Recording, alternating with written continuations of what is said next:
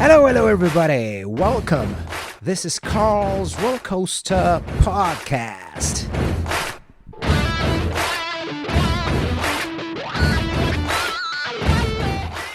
Right, so today I've got on the show a good friend of mine. He's a passionate runner and the manager of the Mikkeller Running Club.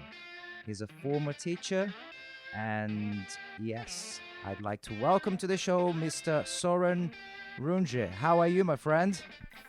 Hi, Colin. Thank you. I'm fine. How are you? I'm good. It's been a while since last time that we saw each other. When was it? Was America, wasn't it? It was in Boston CBC. Yeah, I believe so. Yeah, that was fun. Yeah, fun times indeed. How's the running for you, my friend? How are you keeping up with that? Because your last race was, Jesus, that was quite impressive, man. You did Frankfurt Marathon in what, 2 hours and 40 minutes? Yeah.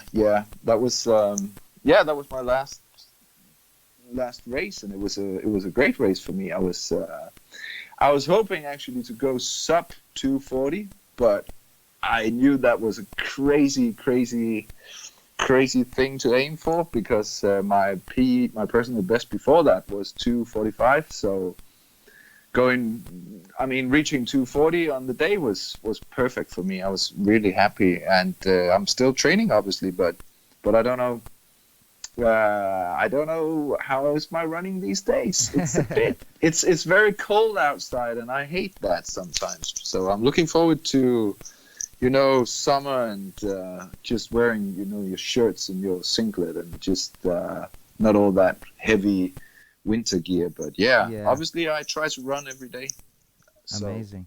But wow, you slashed 5 minutes from your personal best in Frankfurt. I mean, and that's from a 2 hour 45-minute marathon, which is something like unimaginable for most human beings. And when you're racing at that kind of pace, a marathon, every minute it's kind of like an eternity. And you did you slashed 5 minutes, and you were expecting even to go under 2 hours and 40 minutes. What did you do in terms of if you could go back, when did you started basically training in a more serious way? And that's funny, because when you go back, when you basically started running, you started running a marathon, right? So can you just go all the way back and tell us, how did you basically got into running at first, and what was the deal with running, putting yourself on the first race of your life basically into a marathon? Yeah.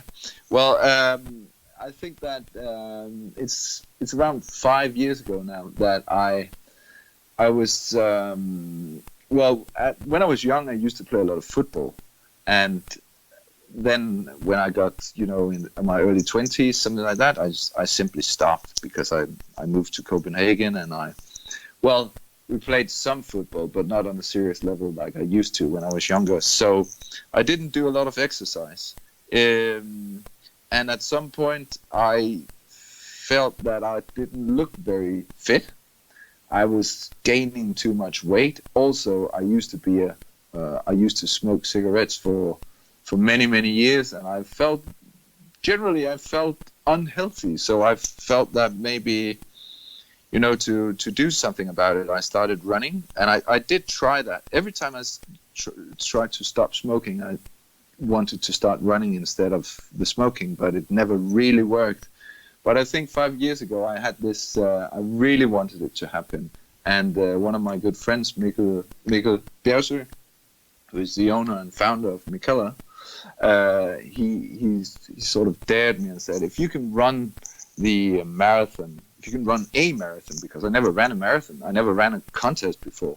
If you can do that under 3 hours, I'll buy you dinner at Noma. And for those people who knows Noma, they would know that it's a great place to go. It's also quite expensive to go to Noma. I didn't have the money to go, so I thought, well, that's worth working hard for. So I started training more towards that, and I found the inspiration on the internet, just downloading training programs that, you know, I don't know, random runners had, you know, put on the internet, and I tried to follow the guidelines, but well, I did run a lot, and I did start losing the weight I had put on, which was great, and I didn't start smoking, which was also great. And on the day of that marathon, which was the Copenhagen Marathon, I felt very scared. You know, I felt scared that 42K, that's a pretty long run, and I think the longest I had done before that was, I've done one long trip, which was 28 kilometers, and I knew that I had to go for a pace of 4:15 minutes per kilometer, and I started out too fast, which is, I think, a pretty normal rookie mistake. Yeah, it's a common rookie mistake. Yeah. So I started out too fast, and it all went pretty well, and I had, you know, friends and family along the route, and they were shouting and screaming for me, and it felt really good. And when I reached 30K, it started hurting a lot, really hurting. And I couldn't keep the pace, obviously, but I could still, I mean, overall, I still had that sub-3 marathon within my reach, but at 40K, it was just simply too much. And I made a complete stop.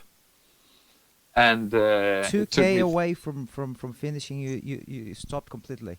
Yeah, and then I started walking, and then I tried to run a bit and walk a bit, and I finished in 3:04. It took me around a little more than 13 minutes to put those last 2K behind me. It was horrible.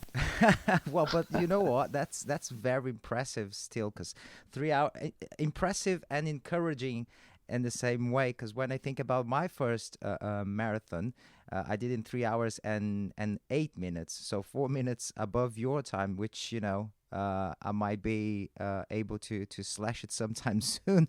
So that's encouraging and impressive in the same way, because I think for non-runners, just completing the 42K, it's already a massive achievement. And I generally just say to people that just putting yourself forward to completing a race in 3, 4, 5, however many hours it might take you to do that, it is an accomplishment. It's something great that you do, and you feel that you accomplished something by doing that. When you're literally racing, that's the word, isn't it? When you're doing like on anything like, I suppose, under 3 hours and 30 minutes, you're racing that. You're not just participating. You're not just trying to finish the 42K. Yeah, I believe you're right. Yes, that's true. Amazing. So after that, basically, that's when is it when then after that race, and then, well, did you end up going to Noma with Mikkel? He was a friendly guy. He is a friendly guy. So he said, "Okay, fuck it, you did well. I'll buy you the dinner." So that was fine. Amazing. So we went, and it was great. Obviously, it was perfect. Such an exclusive place as well, isn't it? You kind of have to like book months in advance if you don't know the right people, I suppose. Yeah. That's true. Amazing. And then after, well, basically when you did this race, were you guys already talking about like what eventually would become the MRC, the Mikkeller Running Club? Yeah, we had this idea that it was easier to get your run done if you were like committed to, you know, to other people that you promised to go run with. So instead of only committing, you know, to yourself, it was having other people around you that would make it, or you could say, not easier, but harder to cancel. So that was a good way, and that was when we thought there must be more people that feel the same way we do, feel that they've maybe put on a bit too much weight and that they would like to lose a bit of weight, but at the same time still do, you know, the things you think are great, like going to Noma or other restaurants, enjoying great food and great wine and great beer, obviously. So that was when we talked about starting a club. So without having, you know, a real plan for where we wanted the club to go, we just put an ad on Instagram and said, "Hey, we're running on Saturday from Mikkeller and Friends, a bar in Nørrebro in Copenhagen. And if you want to join us, feel free to do it. We'll go for a run, and afterwards we'll buy everybody a beer." And I think that for that first Saturday we were 8 people maybe, and we took a run around the lakes in Copenhagen, which is a pretty standard run for many. It's around 6, 7, 8K from where we were, and then we had a beer, and it was good fun, and we decided on going the week after again. And I think on already the second Saturday we met, we had maybe 28 people, and before we knew it, we were more than 100 people gathered, going for runs and going for, obviously for the post-run beer. Mm-hmm. So that was when we knew that we had something going that could be turned into something great. So that was. Yeah, no, it's really interesting because I don't know because I joined I met you and I joined the MRC community end of 2015. So that was when the club was about just over a year old. Am I right? Yes, exactly. This was in the fall of 2014, and it all. Well, it was at that time when Mikkeller had bought the place that was going to turn into the Warpix, which is a brew pub in Copenhagen. So we just had this old butcher's place and was redoing it into this to what it is today, a brew pub, a place you can go and eat and obviously drink freshly brewed beer. And so it was good for us to call it, we decided to call that our clubhouse. So for a couple of months it was just, we put up like a small tap system there, and then we had people inside the building side actually. Wow. After the runs, and that was when it really started growing. We had more people, and I think it was in April 2015 Warpix actually opened for real. And since then, it's been our main clubhouse. It's all been growing because the idea was to begin with that the training. Well, we had to set some rules like when do we do this. So we decided that every first Saturday of the month should be the official training day. But in Copenhagen now we have trainings, well, basically all week. But they go out from different Mikkeller bars in Copenhagen, and it's just super cool. Amazing. We're happy about the support we've met. It's been great, really. Yeah, we're definitely gonna dive into the numbers of chapters. It's all over the world nowadays. We're definitely gonna talk about that. But just going a little bit back to the beginning of our conversation today, a funny fact that I wasn't aware, but you're saying that when you're younger and you're playing football and then you moved to Copenhagen. So where were you born? I thought you were born in Copenhagen. Oh no! Far from. Well, Denmark is a pretty small country though. So, but for us it's far. I'm from a city called. Well, it sounds funny in English, but because it's actually called Middelfart. Seriously, is that the real translation? Seriously, it is. Amazing. And it's about 200 kilometers from Copenhagen. It's on the island of Fyn, and it's a pretty standard small city in Denmark, around 25,000 inhabitants, I think, and it was a great place to grow up. We had. It was near the beach, it was near the woods, and we had basically all we asked for. I think it was pretty cool. I grew up there with my family, my mom and dad, obviously, and I have two brothers. They're now 48 and 45 years old, so old dudes now. But yeah, that's where I'm from originally. Amazing.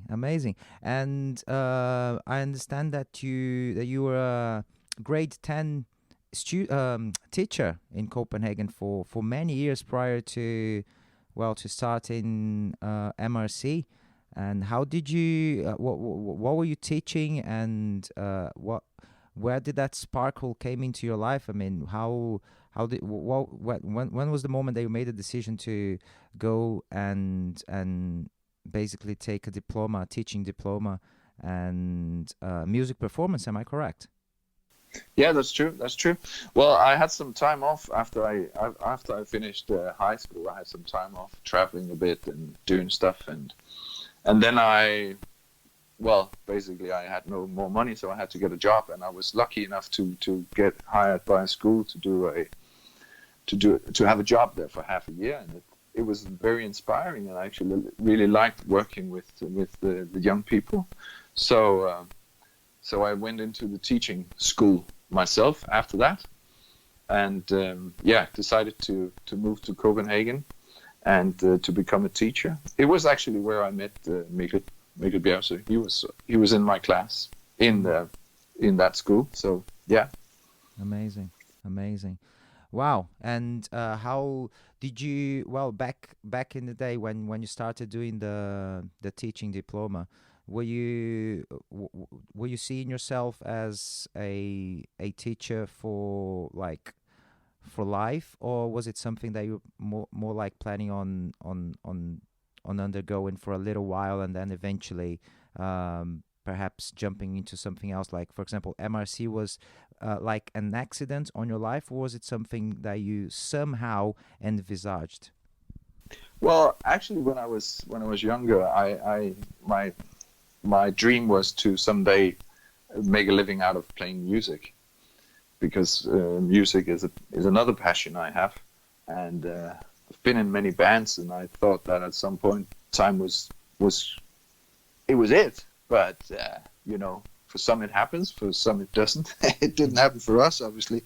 But so when I was teaching, I was lucky because I was teaching a lot of music with some great people, great students, and great colleagues. So I had music in my life still, I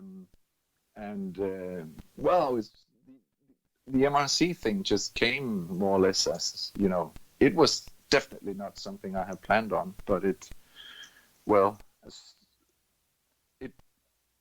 was a great passion for me to be a teacher. But it's an even greater passion when you can make a living out of working with something that you really, really like doing. Like, for instance, for some playing music or playing football, or for me, running, because I am, like you said, a passionate runner. I do like running.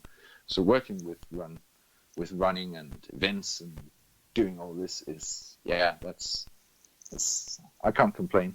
Absolutely. No, it's amazing. I totally relate to that as well, because I myself, when I was younger, the dream was to make a living as a musician, to just play music and record and be with your friends and tour and record albums.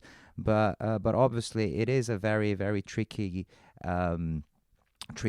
career. It's a very tricky professional career. And somehow in life you kind of sometimes it gets to a point that, what do I do to actually make a living, right? You gotta pay the bills. And but that's funny. What kind of music were you playing at the time, and what were you doing in the band? Well, I was to begin with, I used to play the drums, but at some point I liked to get on front of the stage, so I became the singer and guitarist in a band. And we were very inspired by, first and foremost, by some British bands. Suede was one of our great inspirations. I used to like Brett Anderson a lot. I thought he was a genius when I was younger. Probably. Sorry? Brett Anderson, the singer in Suede. I thought he was really cool, and the style of music, it was just, I liked that a lot. Blur, Damon Albarn, and it's been a lot of inspiration from Great Britain. Did you guys back in the day end up recording anything? Do you have yourself any material? Yes, we did. It was anywhere we can check that? Is that online anywhere? You can check on Spotify. Ah, but on Spotify you would find my Danish band which was the latest project I was involved in. It's called Anti-Bambus. Anti-Bambus. Yes. I love it. So it's all in Danish. So It's you also have to. so you sing in Danish. Yeah. Nice, very original, very original. And what are there any rock Danish bands, any Danish rock acts that you were influenced by, or were you listening, or perhaps even growing up at your parents' house? Were they into music themselves? Were they music listeners, or not so much? Oh yes, they were music listeners. And when I was a kid, there were two major Danish bands. I do remember three maybe, but one of them obviously was Gasoline. You may have heard of them. They had this guy Kim Larsen in the front ground. Mm-hmm. He's still very famous and very popular Danish musician. There was another band called Shubidua. Mm-hmm. We listened to them a lot. And then a little later, I think it was TV2, also classic Danish rock band. TV2. TV2, Oh, like TV2, right. Television 2. Mm-hmm. So that's probably the three main influences. Knex, there was a band called Knex as well. We listened to a lot of music when I was younger, and my mother, who suffered from a heavy migraine, actually, she even kept up with the fact that she accepted the fact that I insisted on playing the drums out of all instruments. So we had a pretty small house, I would say, decent house, but small house if you're 5 people living there. And I had a drum kit in my room, which was in the middle of the house, and I just rehearsed a lot. I can only imagine the pain for that.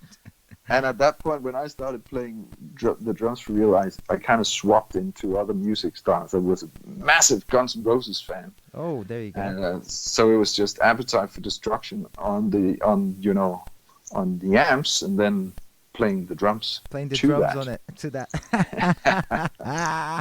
Oh my goodness, poor mom. Yes, exactly.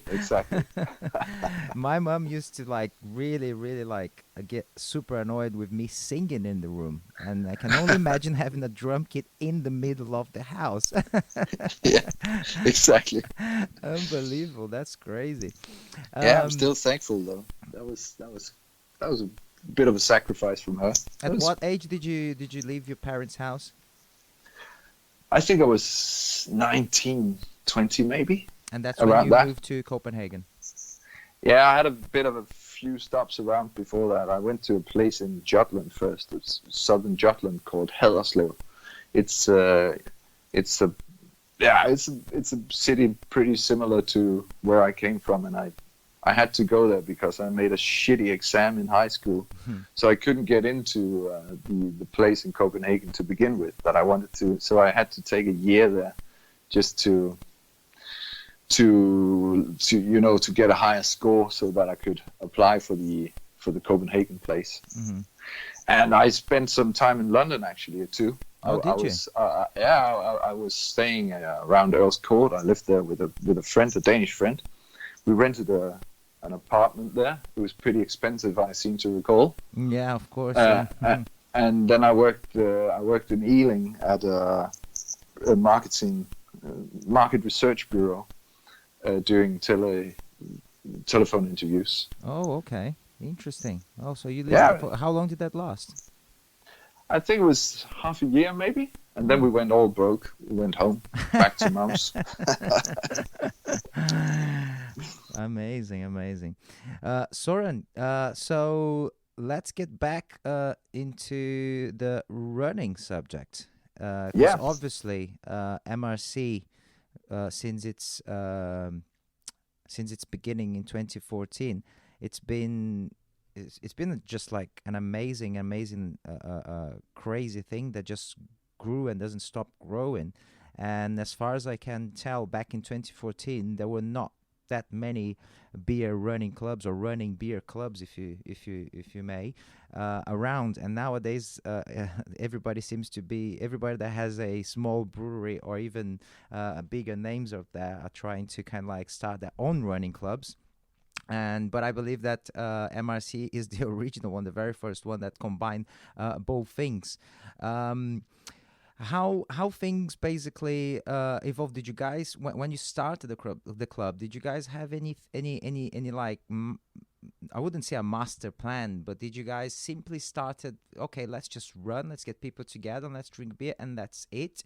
And then things perhaps changed along the way, and to become more professional, and talking more about marketing, and talking more about finances, and all that kind of business that any business has to deal with. Did you guys at the beginning have anything like that in mind, or at what stage does the Mikkeller Running Club stands now? Is it still just a club for general runners and beer drinkers, or has it become more of a business on itself? Yeah, well, to begin with, it was actually, like I said before, we just invited people to come run with us because we needed people to run with us in order to stay into the running.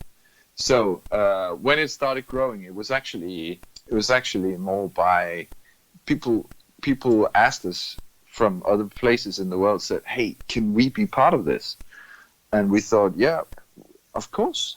So we had to figure out a way to do it in a way that would make sense. So that was when we started, saying that it has to be every first Saturday, because we thought it would be funny if people ran at the same time, and we could show pictures from, Copenhagen and Stockholm and London and Paris. And so we had that vision started, coming to mind that could be a lot of fun.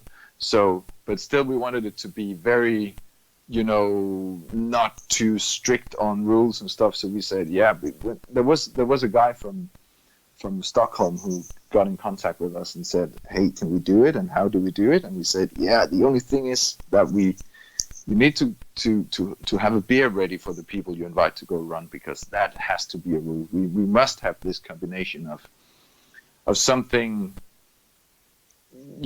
of doing a bit of work and then enjoying the beer afterwards in each other's company while having a great chat, and It must not get too serious. So I think Stockholm were first, and then we had Bangkok, and then it just started. People started writing us, and it was. Well, we had this simple plan made. We made a sort of a manual for the people who wrote us, and said, well, you need to find a bar who would like to get involved in this. If there was not a Mikkeller bar. Unfortunately, we are not in every city in the world. We would like to be that. Maybe one day. We never know. Maybe you never know. But you need to find a bar, and they would need to like to be involved in this project, and then that was basically it. So I think that, yeah, today we have almost 200 chapters around the world. Wow. Which is amazing. And a chapter is simply a group of people running together in the city. So we have everything from MRC Paris to MRC Reykjavik and I just saw that there's one in a new one in the north of Brazil, in Recife, with quite a good turnout as well. I was like, wow, Recife already running on Mikkeller Running Club. I didn't even know that these people ever had any sort of craft beer, because it's so hot up there, So they probably just drink very, very cold lagers, but there you go. Mikkeller Running Club, Recife, North Brazil. Yeah, it's amazing. It's great. But that is so amazing. And obviously we would love to go to visit all these chapters, which is in the plans, but it hasn't been. It's quite a lot of places to go, but at some places we have maybe. When we're a lot of people in Copenhagen, we can be around 500 people showing up, which is great. But also we have smaller chapters where you see maybe 10 people, but they're all equally good, and we appreciate all chapters equally much, because it's just fantastic that people are supporting this idea about combining, a bit of physical workout with having fun with other people and going for a great beer. I mean, why not? And we think it's. Yeah. No, it's. I was just going to ask. It's amazing because it grew organically, basically, just word of mouth, and people getting related to the idea of running and drinking beer, and very possibly, very likely, most of these people interested in craft beer, and then hearing about Mikkeller, and then connecting the dots. Basically, it was more or less what happened to me. I was at War Pigs on my second trip ever to Copenhagen, and I met you, and then I saw you with this T-shirt saying Mikkeller Running Club, and I approached you and said, "Hey, what's the deal with it?" And it just explained to me what it was all about, and a month afterwards we were running in London. Um, but when it comes to like such thing that as I said prior, growing organically and exponentially. Do you guys ever sit down and discuss the future of it? Like, what we're gonna do next? Because expanding, being all over the world is all nice and good. But is that? I'm not saying that this is it is that the only goal, to keep expanding and being in as many places as possible, or are there any other things that you guys have in mind? Like, for example, now you guys have the Age MRC in Copenhagen, which is if you could just tell us a little bit more about Age MRC, and if there's anything in relation to that that perhaps could influence MRC in the near future. Yeah, of course. Well, to begin with, we just, and that's still the main target of MRC, of Mikkeller Running Club, is to get as many people as possible running, and we don't care whether you're able to run 1K or 100K. We just need everybody to take part, and a lot of people has taken that on. At some point, when you start running and you run a lot, you become a better runner, and you become faster as well, and that was what happened at some point. We had some pretty fast people who said, I'd like to try and go into a real competition and try to compete with the best, and that was actually why we created this new group, HMRC, because we wanted to say that's pretty interesting, but it's not MRC, it's another thing. It's for it's kind of become a project where we can take part in competing against the best of the best, and that is not the idea of MRC. So that's why we created this, call it a sister club or whatever, HMRC, with some of the best. We have some of the best runners in Denmark now, and we hope to keep adding to that. And the idea is simply to create a running club that could maybe get some results that would be, on the level of the results that we've seen recently from runners in, for instance, Norway. I mean, we've seen some pretty crazy stuff going on, and we would like to create that environment here in Denmark. I'm not saying we have a bad environment, but we would just like to try to add to the running environment of Denmark with another type of running club, doing things very seriously. So it's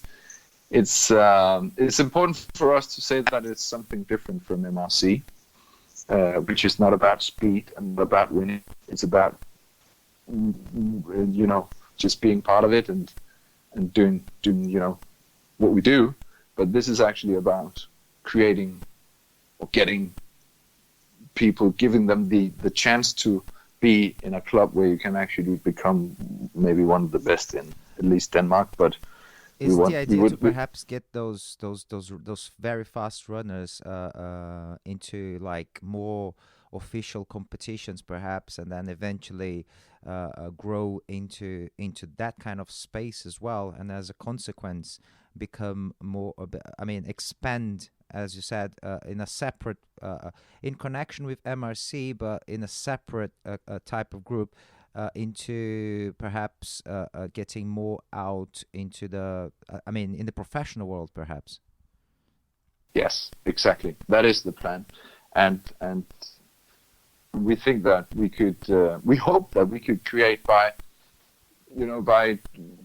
training, by doing the right training and giving the runners the option, the possibility to train more and train better, they can actually go also outside Denmark and be competing in competitions around the world and actually get some good results for our club, but for Denmark basically. So we hope to do that, to be able to help Denmark get better results. And at the same time, it's a club for well, I'm me myself. I'm also part of the HMRC group because I think it's a great training and it's great to be part of more communities than one. So I have my fun and I have my beer drinking, my daily beer drinking. It is, but also I like to go for some serious races sometimes, like I did in Frankfurt. It's not near anything that could compete against anyone, but it's fairly good, and in order to get fairly good results, you still need to work pretty hard for it, and I do like doing that. So it's for the absolute elite, but it's also for people, just with ambitions on doing something great with their running. And obviously different than MRC, that anyone can join, and you can sign up online for the lifetime membership. How does HMRC is just like basically a recruitment camp that you guys spot the talent and then you hire the runners, or how does it work? I mean, how does the one become, say, part of this other community? Is it something open or is it something more selective? It's definitely open. It's open for anybody.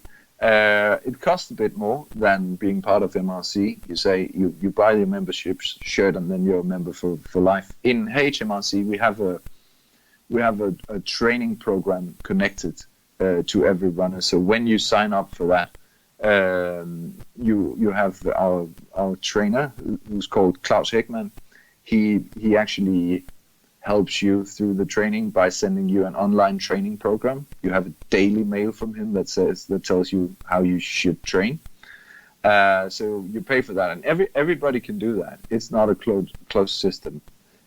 On top of that whole thing, we have the elite group runners, and there is a again, everybody can take part in that, but also yes, we do recruit in the sense that when we see a great runner, we ask them, hey, do you want to be part of this? Because we think we have something to offer you to become even better. So it's a bit of both, actually.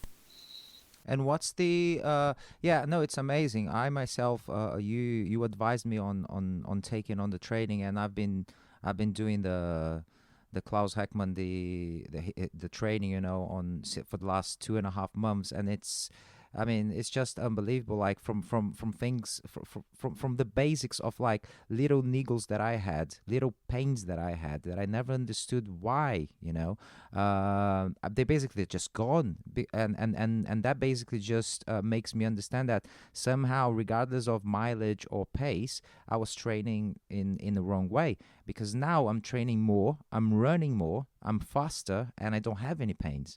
And that's probably just due to having a training tailored to my needs, to my specific needs, to the runner that I am. And we are all different, regardless of goals and times on races. We are all different. We all have different organically needs, and physically we're all different. There's no one equal to the other.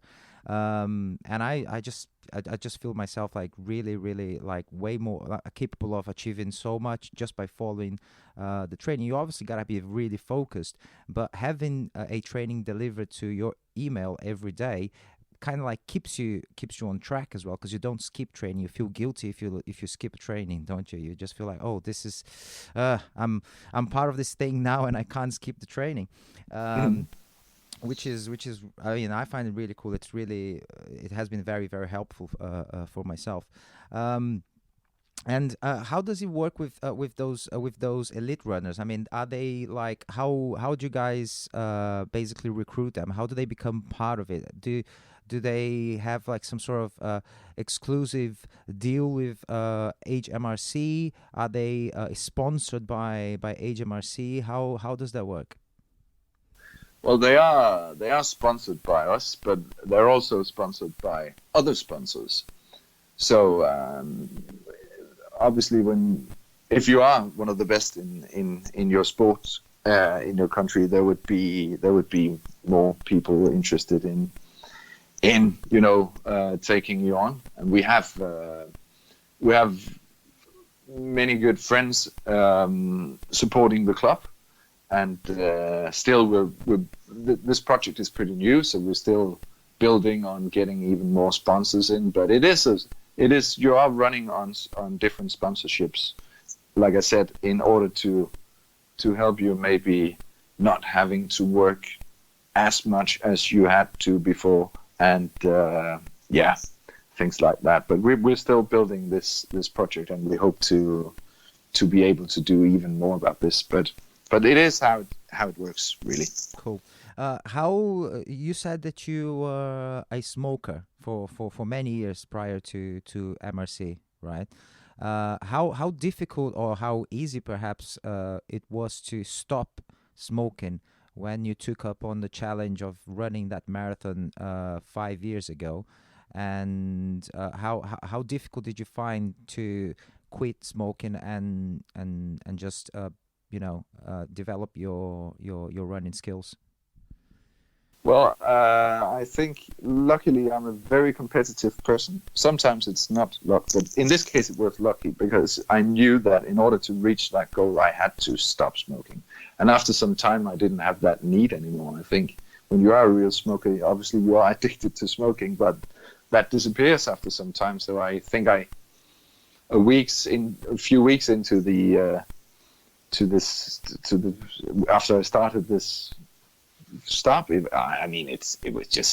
was not a big problem. It had been a problem from, I was smoking maybe for 18 years or something, 16, wow. 17, 18 years. So that's a long time.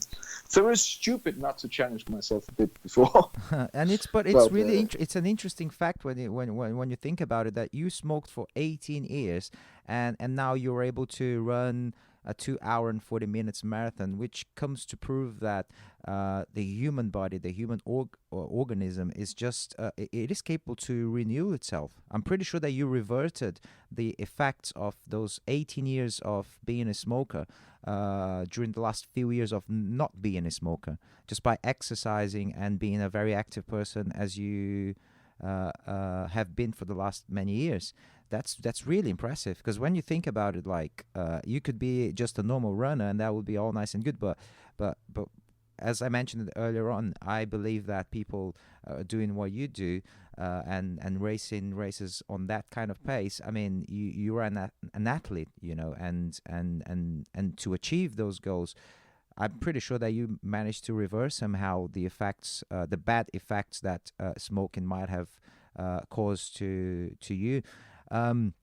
Søren, could you tell us a bit about your training regime these days? How does a week of running works for you? What do you do? Do you run outdoors? Do you run on the treadmill? Do you do intervals? Do you tempo train? It runs, recovery runs. Can you just walk us through a little bit about your training these days? Yeah, I aim to run around 100 kilometers per week. And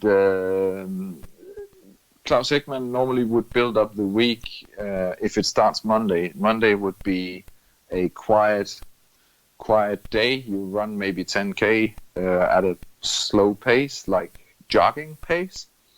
And then on Tuesday you would have intervals. I'm going to do mine later today.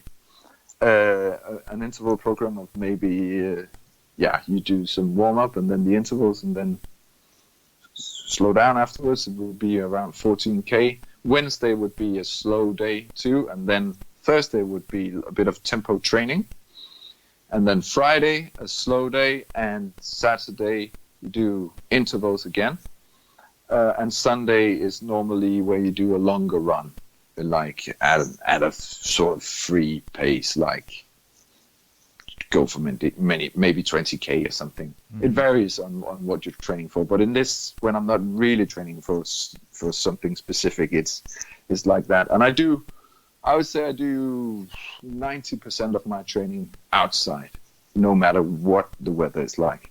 I do some intervals on the treadmill because I feel it's easier to make sure that you're running the right times. You obviously the treadmill helps you. It's easier to not do it right when you're outside on your own. So the treadmill is pretty helpful.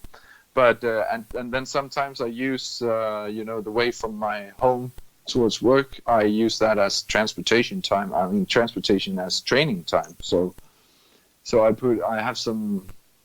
Well, I have around 5K from my home to the office here. So it's a good little. It's a good way to put in all the training in your busy calendar. Is actually just running around to do stuff. Do you do any like specific warm-ups? Do you stretch, or is there any sort of specific warm-ups that you do prior to lacing up and going out and running? Nope. Normally, I would walk my son to school and then run from there. So it's a bit of a warm-up, just taking a 10-minute walk with him. But other than that, no. I just I start very, very gently when I run. Mm-hmm. I have my old legs, so they are always pretty tired to begin with. But so very, very slow start. I think that is it's a daily routine. In terms of recovery, when do you take the time to say, okay, today is non-running day? Do you have that somehow specifically marked on your calendar, or is it something that I don't know, for whatever reason, okay, today's the day that I'm going to skip it because I'm going to go out with my family, or because, I don't know, last night I had quite a few too many drinks. I don't know. How do you allocate, if you ever do that, if it's part of your training, if it's part of what you believe your body demands in order to evolve and to keep being healthy and injury free? Well, I try when I've trained for a marathon, I would do a tapering the weeks before actually going into the race. So then I would have some days off. Other than that, I think that I'm not very good at taking days off from running because I get kind of grumpy if I don't get my run. And my family don't like that. So if we're going on a family trip, I try to get up early in the morning and do a run before that. Fair enough. but then I do. Mr. Dr. Heckman, as we call him, he tells us, Klaus Heckman, our trainer, he says that if you're really tired, you can jog, but I mean jog real slow, and that's when you give your body the chance to recover, even though you are actually jogging, running, kind of. Mm-hmm. So I have periods, like for instance in December, I took the whole month just jogging because I felt very tired, and I think maybe you lose a bit of your speed and stuff, but I think it's worth it because it's my biggest fear is to be really injured, obviously, and not able to run. I have tried it for periods, and those of us who runs a lot, we know that those periods are horrible. Absolutely. Have you ever horrible. been injured yourself, that you had to stop completely to run? Yes, I have been injured for some time. I have a couple of different things, but it's been last year. I had a month off, and the year before that, I think I had a period of around 2 months, and it's just not fun. And after you take a month off, a break like that, how long does it take more or less for you to get back into the swing of things again, to get back to the level that you were prior to the injury? I don't know. Maybe during those periods I've been able to do some cycling and stuff. So I haven't been completely bad shape. But I think maybe a month or two, then you're probably almost back to the level you were at. I mean, sometimes it's maybe even healthy taking a break off from things and give your body the chance to just recover completely. I don't know. Yeah. Some people claim that. It's probably true.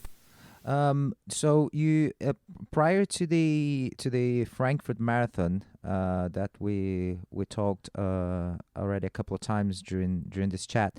But for me, it's very very intriguing, and I'm really interested on knowing more about that, because it's such an amazing achievement. You trained, say, from August till October. Was that the Yes. plan? Yeah. And Yeah. after, for example, you raced and you trained a very, I mean, it was obviously a very intense training on the leading up to such an important race, and then achieving the goal that you achieved. How do you keep, number one, motivated afterwards to keep training? Do you, and what do you do after that race? You ran the marathon. I remember seeing that you ran the marathon on Sunday, and on Monday you were running again. So, what's the deal with that? I mean, because some people say, okay, at least the day after I take completely off to rest up my legs, and then I jog a little bit on the second day, and then I get back into the swing of things again. But how does things work for you in regards of that? Well, I think last year when I ran the Copenhagen Marathon, I had in 16 I had made a stupid bet with myself that I would take note off from running.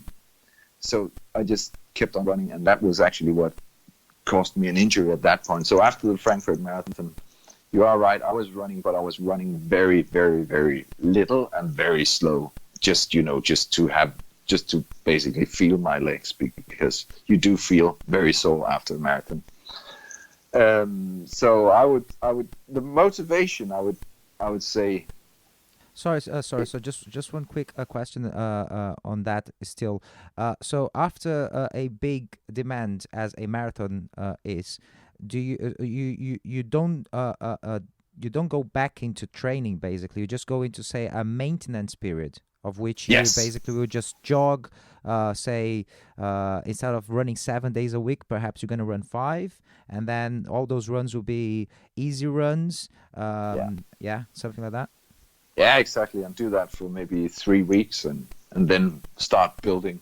Mm-hmm. So after maybe 5-6 weeks, you're back on track, maybe something like that. Then you would be full on again. I think it's.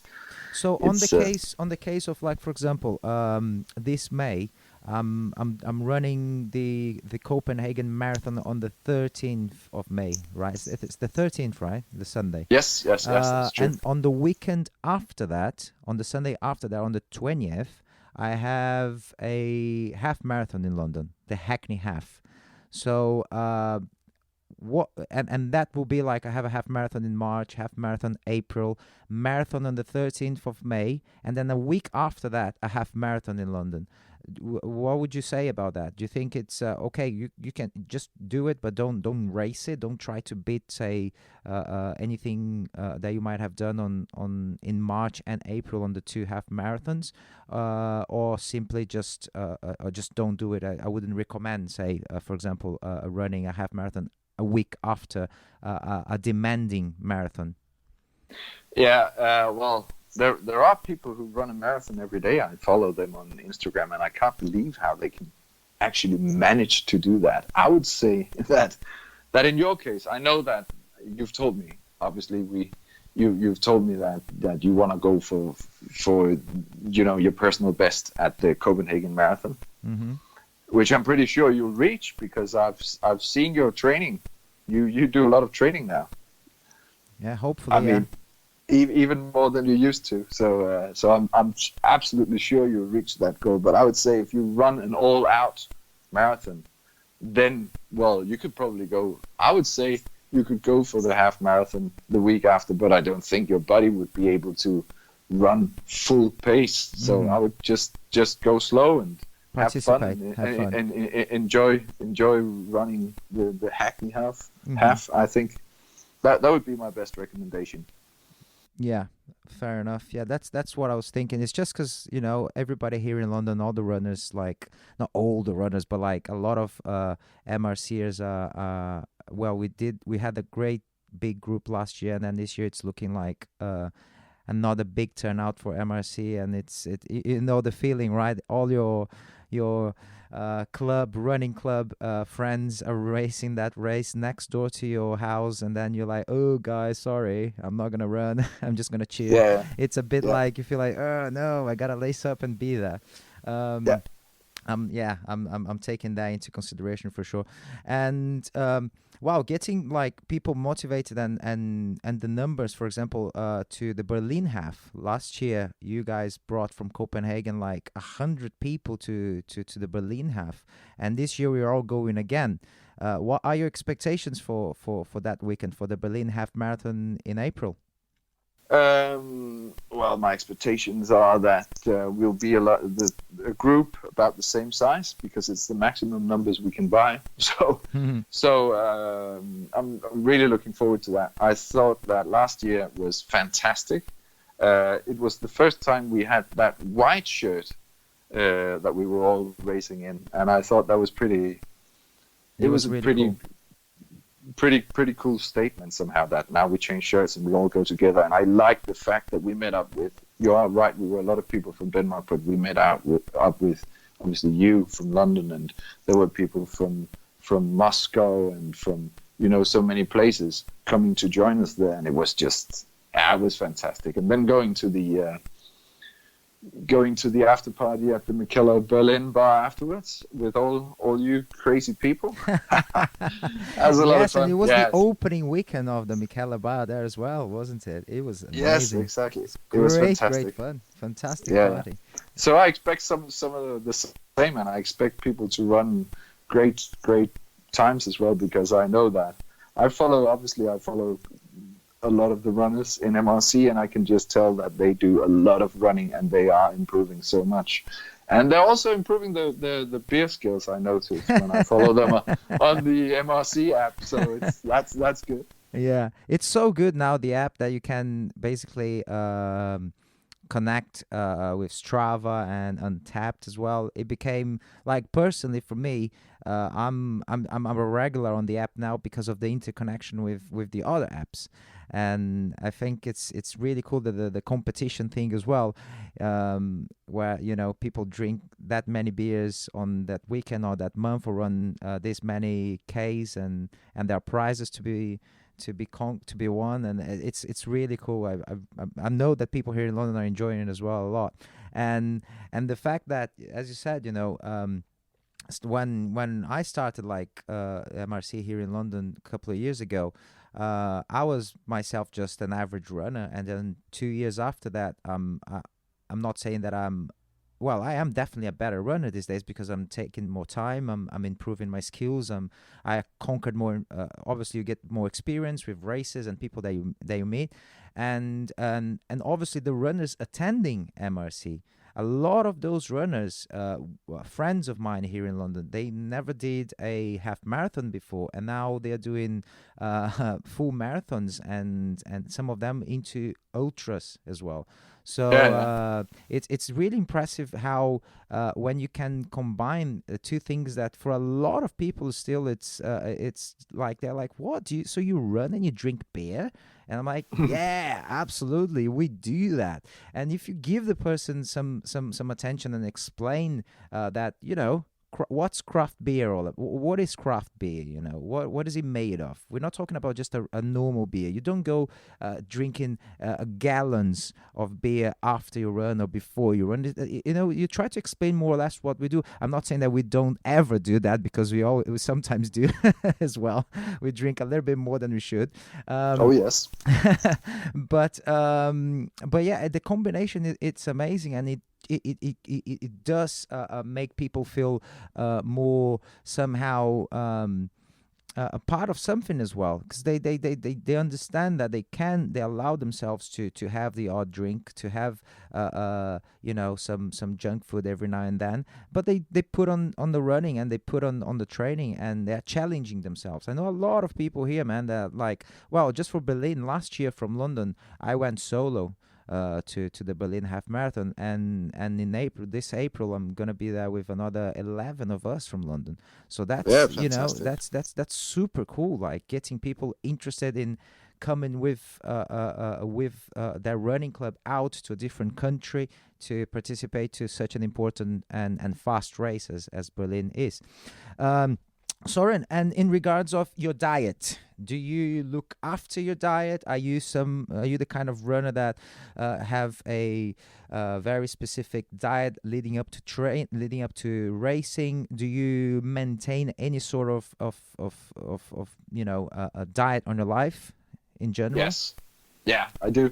I made a promise to drink at least 2 beers per day since we started MRC. So I'm keeping that promise, obviously, because you should keep promises. So also I do that actually before races, big races, and people say, you can't do that. But seriously, you drink a I do couple of that. beers before the races. Yeah, on the night before the races. Right, I see. Right. That's one of my main focuses in the diet. But apart from that, no, I think that was why one of the things that we started running was also that we could actually, that you should not think too much of what you eat and what you drink. You should just do, obviously do it to a certain extent, but I don't. Well, before, if I put on too much weight, I'd have to say, and I want to do a record of my own, I know that I can't be too heavy, so I would probably try and lose a few kilos before a race and get into the weight that I think is perfect for me, which I don't know if that's true. It's just something you tell yourself. Mm-hmm. But before running, do you say most people would just, I don't know, eat a banana and drink some coffee and go out for a jog? Do you have anything in particular that you consume food-wise before you go out on a run? Or say, for example, a race, a marathon, you are in a hotel in Berlin and then you go for breakfast. How many hours before the race do you eat? And if there's anything in specific that I like eating a banana and having a cup of coffee, that's what I do. Well, normally if it's just a normal training day, I wouldn't care so much about that. I would always drink a cup of coffee the first thing I do in the morning. But on race day for a marathon, I would have my breakfast, I think, around 3 hours before the race. So get up a bit early, have your breakfast, and then just go back to the hotel room and chill out. And then make sure not to drink too much water, and maybe half an hour before race start, have eat an energy bar or something. And then I would always try during the run to drink water at each stop, at each water station during the race. But that's only because I've tried once to be in a marathon and not haven't had enough water, and that completely screwed up my plan that day. So I don't want that to happen again. So I think that's probably how it was how I would normally do it. I've noticed, and I started doing it myself after seeing you guys, you and Mikkel doing a bit of running before the Berlin half last year. What's the deal with that? I mean, I've started doing it myself. I know the benefits that happen for me, but what's the deal on, say, before you go into the half marathon or the marathon race, you go out there and you do a mile and a half on a very fast pace, which you would presume that you would be warming up, but then considering that you guys are running 6 miles per hour on that mile prior to the race, is that just part of the training or part of the warming up to the race, or do you do that because, well, it is clearly part of the warming up, but what's is there any specifics or any logic behind that? Anything that is there a main reason, I should say, to do that? Well, what we do is we go out and we just run. I'm not very good at miles. We would go 3Ks at a fairly normal pace, not very fast, and then during that, or just before the race start, we would have 3 sprints. I believe Klaus Hickman calls them hollow sprints. I don't know what to call in English, but you start slow and then you go to full speed. We do that 3 times, and then we would feel ready and good to go. Amazing. Søren, cool, man. This has been very nice. Good chat. Very good chat. I'm sure we're gonna have the opportunity to do this again. And I have a few roller coaster questions for you. Questions that I basically do to all of my guests. So I'm gonna start with something that you more or less already answered, but if you have any, I'd like to know a bit more of the specifics. If you have any follow if you follow any kind of morning routines or rituals yourself. Well, I get up and have a cup of coffee, and then I take a shower and get into my running gear and get ready for the day. That's a ritual, actually. Do you have any spiritual practice? Are you spiritual at all? Well, not really. There are things I don't do due to superstition. So, you shouldn't. Well, I like to keep that for myself. I think that if I say it out loud, it's gonna break. It's all gonna break. Right. Fair enough. Right. This is an interesting one. What would someone who doesn't like you say about you? He or she would probably say that I'm very annoying due to the fact that I talk too much, and I'm only a good listener when I want to be a good listener. Sometimes I don't listen. I think. What's your view about money? Money are very, very good to have. I must say it's I would like to have more. That's so stupid. What can you say to that? Yeah, money doesn't matter to anybody, and it shouldn't rule the world, but it does. It does. And that is just how it is. Cryptocurrency, my friend. Gotta check your cryptocurrency if you haven't yet. Bitcoin. Yeah, I don't. What kind of food do you go for when in need of a treat? Say today you wanna treat yourself or have a big treat with your family. Is there any food in particular that's number 1 or number 2 in our list? We're gonna go for that. Well, some years ago we'd love to go to a sushi place but that's become maybe I don't know. Actually, I'm not sure. What I would like to treat myself was to do a nice barbecue on a summer day at the summer house. That would be a treat.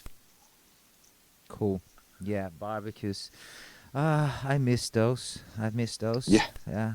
Yeah. I haven't had a barbecue for such a long time. Yeah, trying to stick to a plant-based diet.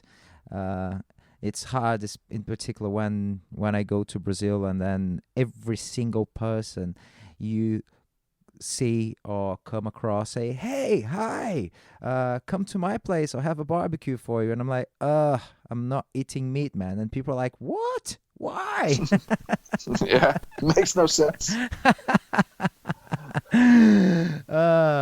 Right. What are you reading at the moment, if anything? I'm reading a book about North Korea.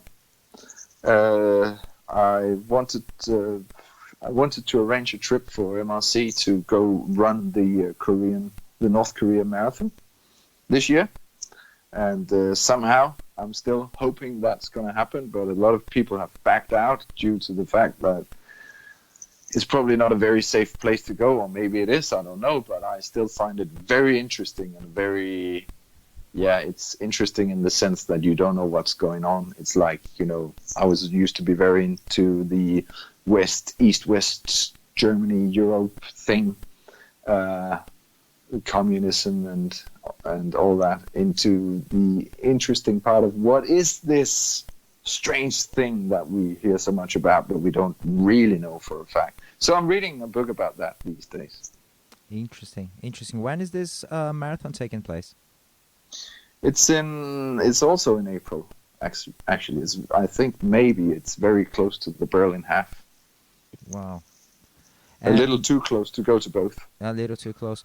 And just to wrap things up, what are the races that you are going to go for this year? Do you have like your years of races planned out already? I don't actually. I'm pretty sure I would like to go for another shot at the sub 240 marathon thing, but I don't know which marathon to go to. It's probably going to be in the fall sometime. Mm-hmm. It could be Berlin marathon. It could be Frankfurt. I don't know. I'm not sure yet. And then obviously I'd like to go to one of the fast half marathons. Berlin. I've been thinking about Valencia. There is the World Championship half marathon in Valencia this year. Looks very interesting too. So those are the main things. Anything shorter than a half marathon is not my kind of race. I would never be fast enough in those races. Interesting. Søren, thank you so much, my friend. It's been a great chat. And I'm very much looking forward to all of the races, the upcoming races that we have. Thanks for putting up on, putting a lot of time and effort on building and maintaining this amazing and ever-growing community of runners and beer drinkers worldwide. And I hope to see you prior to the race on April. If not, I'm sure we will have another chat, and you will be on this podcast again. Thank you so much, my friend. Thank you, Søren. Thank you, Carl. I hope you guys enjoyed this conversation, this podcast, as much as I did doing it. So if that's the case, please do follow on Instagram at rollercoastercarl, myself at Carl Casagrande, on Twitter, same thing, Facebook, same thing. Do subscribe on iTunes, subscribe on Spotify. That's very, very much appreciated. Thank you, and have a great day. Cheers. Bye-bye.